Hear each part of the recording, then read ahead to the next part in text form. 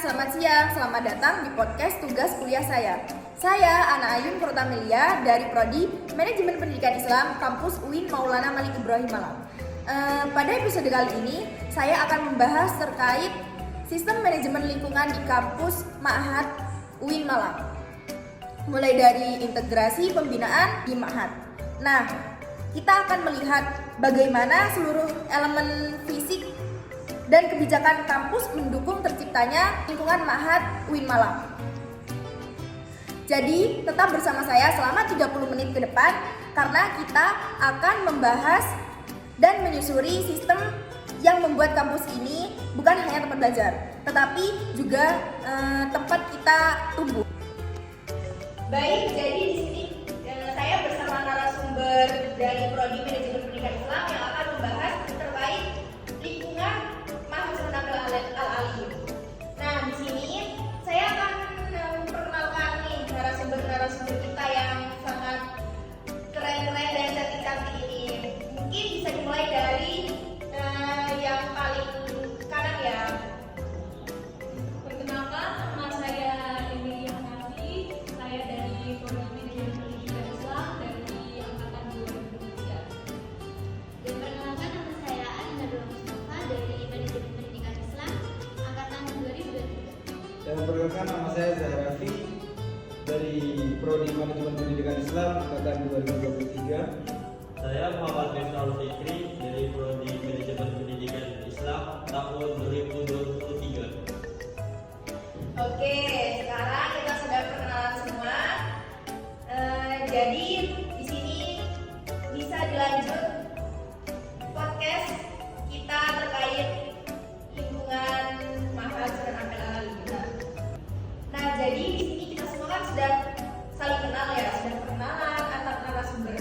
Di sini kira-kira saya ingin bertanya, pengaturan jadwal belajar di lingkungan kampus Ma'had itu seperti apa sih?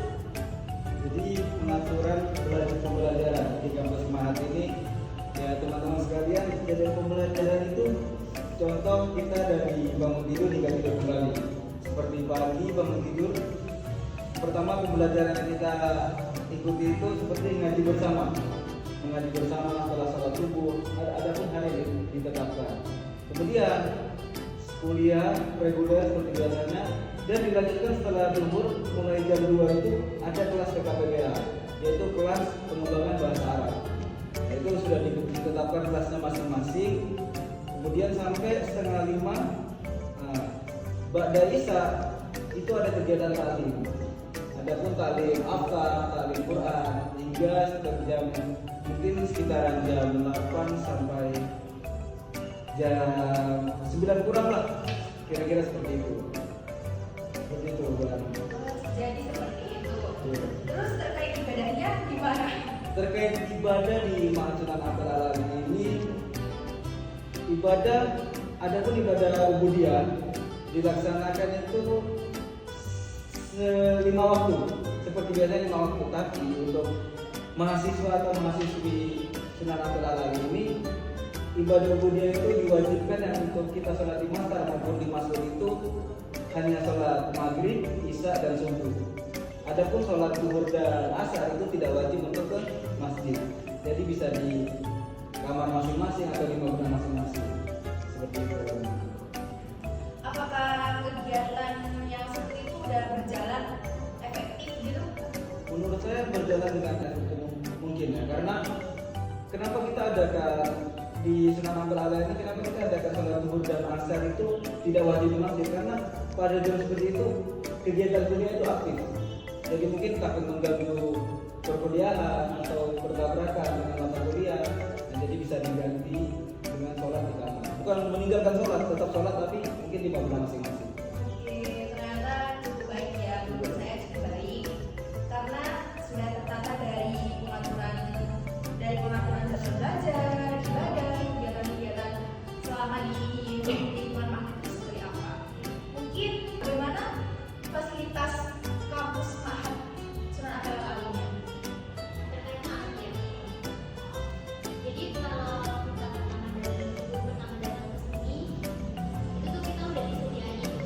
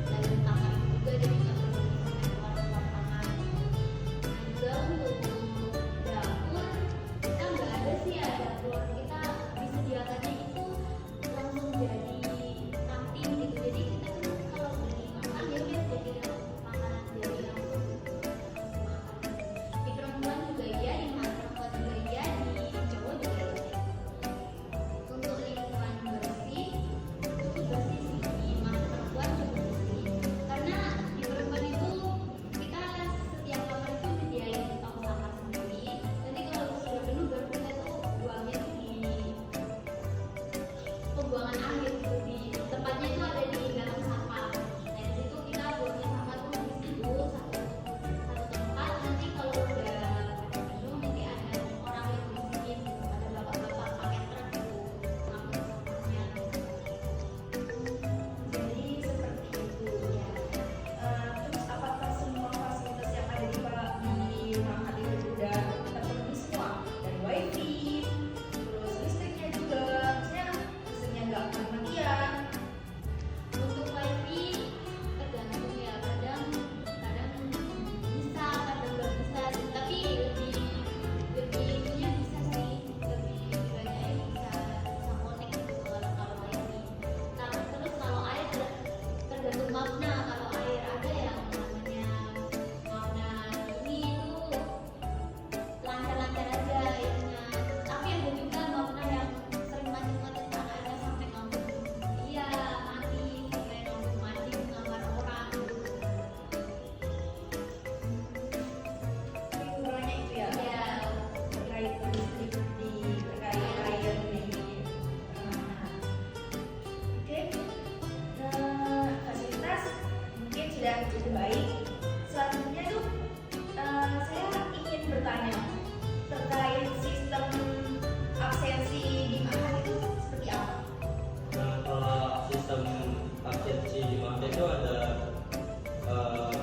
absensi sekolah, terus absensi untuk acara-acara, dan absensi kehadiran untuk pergi dan pulang, naik keluar gitu. Nah, kalau untuk absensi sekolah sendiri itu biasanya dulu pas awal-awal tuh perlantai gitu, ada di perlantai itu ada absensinya. Tapi kayak udah agak lamaan tuh absensi sekolah tuh ada di lantai 1 juga. Mungkin karena banyak anak-anak tuh yang absen, habis absen tuh langsung balik ke kamar lagi. Iya nggak? Iya, sholat nggak, tapi sholatnya di kamar. Iya, nggak sholat ke masjid gitu. Biasanya sih gitu ya. Makanya dipindah ke lantai 1 gitu. Kalau untuk absensi acara itu biasanya tuh kayak sebelum ke acara itu di absen ya. Kalau di makna saya sendiri kemarin tuh sebelum acara tuh di absen gitu. Gitu sih. Ya kalau acara-acara makan gitu di EC gitu kan banyak kan acara juga. Ya gitu. Terus untuk absensi kayak kehadiran gitu. Kalau di Putra sih kayak lumayan gampang ya kalau untuk perizinan keluar gitu ya, absensi ya itu ke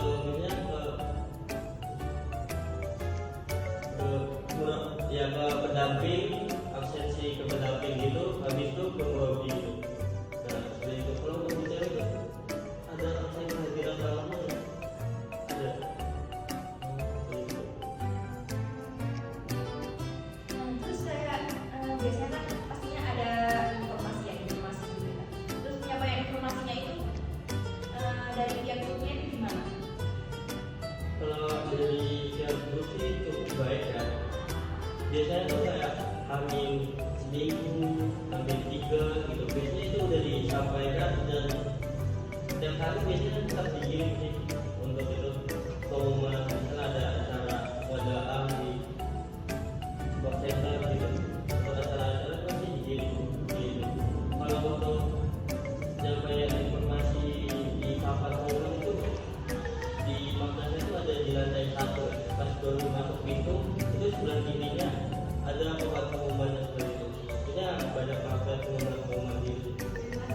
Iya. Betul. Oke, mungkin cukup baik karena sistem absensinya oke lah gitu ya, sudah tertata juga dari yang awalnya aku gak pernah, cuman maksudnya tuh dari yang awalnya absen cuma buat jamaah dan sekarang absennya kan pindah ke lantai 1, jadi mereka tuh bisa ikut jamaah karena absennya dipindah ke lantai 1 semua. Terus kayak terkait tata tertib dari lingkungan Mahat tuh gimana ya? Untuk tata tertib dari teman-teman itu masa ini selalu alhamdulillah selalu mengikuti tata tertib yang ada. Di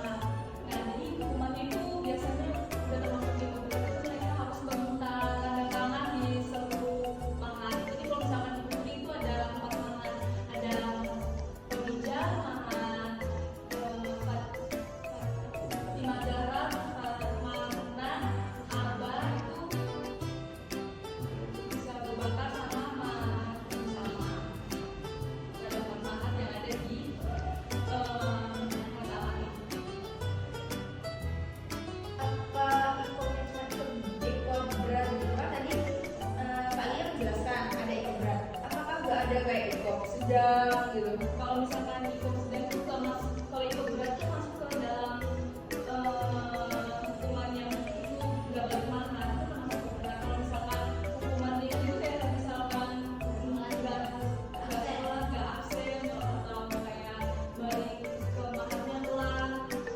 Kalau misalkan yang kita tanda tangan sebelum makna itu berat. Tapi di kopian beda sama kayak putra ya. Kalau kita Biasanya kalau putra itu misalnya inisiasi berapa gitu, kalau latihan berapa gitu, terus kita tanda tangannya ditandatangan gitu. Iya, Ada surat pernyataannya juga. Ya, di Putra itu kayak tulis insan, tulisasi, atau tulis surat-surat apa gitu, apa di kita anak kecil, nah itu kan disuruh tulis berapa lembar. Kadang juga di Putra itu kita disuruh buat video kayak video klarifikasi gitu. Nah, tapi di kita tuh pernah kayak dia dapet iko tapi harus makan mungkin Iya, harus tangan saya over gitu. Ya itu benar-benar. itu ketentuan. Itu berlakunya di putra aja ya. Oh iya, kayaknya di Putra aja. Soalnya selama saya makan dulu itu tidak pernah kayak santri putri pakai pelang itu tidak ada. Oh, berarti berlakunya cuma di putra. Iya, semua di Putra. Jadi kita posting itu setiap, misalnya kita mau pelanggaran itu di bulan September. Jadi kita tulis saya Oktober bulan September. tapi kayaknya di jangka setiap tahun berbeda ya. Tapi tahun itu lebih kayak misalkan di data. Misalkan dalam satu bulan ini Jen, jadi kalau misalkan kita kan ada di pelanggaran langsung kena hukuman. Kalau sekarang itu di data, jadi misalkan di bulan ini, misalkan contohnya Mbak Ari udah melanggar berapa kali, jadi ada petugasnya sendiri di akhir. Biasanya tuh di akhir bulan udah ada hukuman atau iko kayak gitu. Sekarang kan udah jarang kan kita lihat sekarang sendiri yang Iya. maba kayak e-commerce itu udah jarang. Karena kan kebijakannya juga setiap tahun mungkin berbeda-beda. Karena kan berbeda umur itu. Kalau di putra itu sudah akhir bulan biasanya sama awal bulan. Jadi kayak serentak itu dibuat waktunya itu sebenarnya seminggu gitu. Ya mungkin di setiap tahun pasti kan kebijakannya juga berubah-ubah benar karena kita nggak lihat di setiap tahun kebijakannya pasti berubah dan tata tertibnya juga mungkin diubah. Nah terus kayak terkait suasana lingkungan di Mahat itu gimana? Untuk suasana lingkungan di Bali ini cukup utama, cukup enak, terus karena kan mungkin kita hidupnya bareng-bareng, jadi bisa saling tolong-tolong, terus bisa saling kayak saling menjaga satu sama lain. Kalau misalkan teman kan ada teman untuk teman curhat atau teman kayak main atau sebagainya. Berarti Mahat itu kayak udah berubah seperti udah keluarga. udah rumah sendiri ya. Terus kayak kan pastinya di setiap Mahat asrama apapun itu pasti ada pengawasnya. Nah pengawasnya tuh seperti apa pengawasan di Mahat itu seperti apa? Soalnya kan dulu di pondoknya saya